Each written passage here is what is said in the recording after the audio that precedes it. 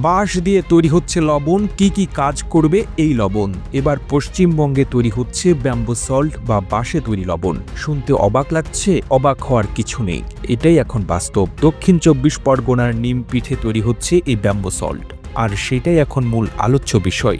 দক্ষিণ ২৪ পরগনার নিমপিঠ এলাকায় নাটোয়া জাকুয়াম সল্ট তৈরি করে তাক লাগিয়েছেন প্রস্তুতকারক প্রভাত কুমার নাটোয়া। কি এই জাকুয়াম সল্ট? তবে জানা যাক, জাকুয়াম সল্ট পরিচিত বাঁশের লবণ, মূলত হাজার বছর আগে কোরিয়ান সন্ন্যাসী বা ডাক্তার দ্বারা তৈরি হয়। উন্নত মানের বাঁশ এবং সামুদ্রিক লবণ উচ্চ তাপমাত্রায় মিলিয়ে প্রস্তুত করা হয়। এই লবণ মানবদেহে হজম শক্তি, ইমিউনিটি সিস্টেম, অন্যান্য রোগ প্রতিরোধ করে। এই লবণে রয়েছে অধিক মাত্রায় মিনারেলস, ম্যাগনেসিয়াম, ক্যালসিয়াম, আয়রন এবং পটাশিয়াম, যা হার্টকে ভালো রাখে, চর্মরোগ দূর করে। প্রতিদিনই এই লবণ ব্যবহারে ব্যাকটেরিয়া, ছত্রাকের সংক্রমণ রক্ষা পায় এবং এই লবণে রয়েছে আলকালাইন প্রপার্টিজ, যা মানবদেহে পিএইচ মাত্রার সমতা বজায় রাখে। কিভাবে তৈরি হয় এই লবণ? জানা যায়, সামুদ্রিক লবণ এবং নির্দিষ্ট মাপে কাটা বাঁশ মূল উপকরণ এই লবণ তৈরিতে। প্রথমেই নির্দিষ্ট মাপে বাঁশ কাটা হয়, তারপর সেই ফাঁপা বাঁশের মধ্যে লবণ ঢুকিয়ে কাদা দিয়ে মুখ বন্ধ করে উচ্চ তাপমাত্রার আগুনে পোড়ানো হয়।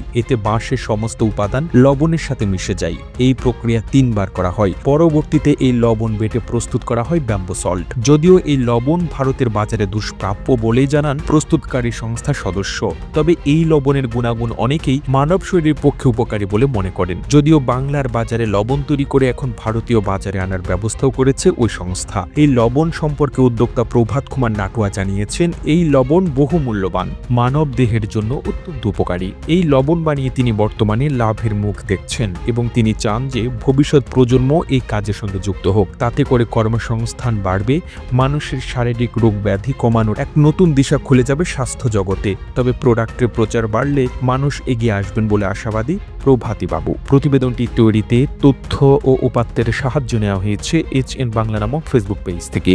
আর এতক্ষণ আপনারা সঙ্গে ছিলেন বিশ্ব বাংলার। সেই সঙ্গে আপনি বাংলাদেশের কোন জেলা থেকে এই ভিডিওটি দেখছেন আমাদের কমেন্ট করে জানান। আমরা পরবর্তী ভিডিওতে আপনাকে ধন্যবাদ জানাতে ভুলব না। এতক্ষণ বিশ্ব বাংলার সাথে থাকার জন্য অসংখ্য ধন্যবাদ।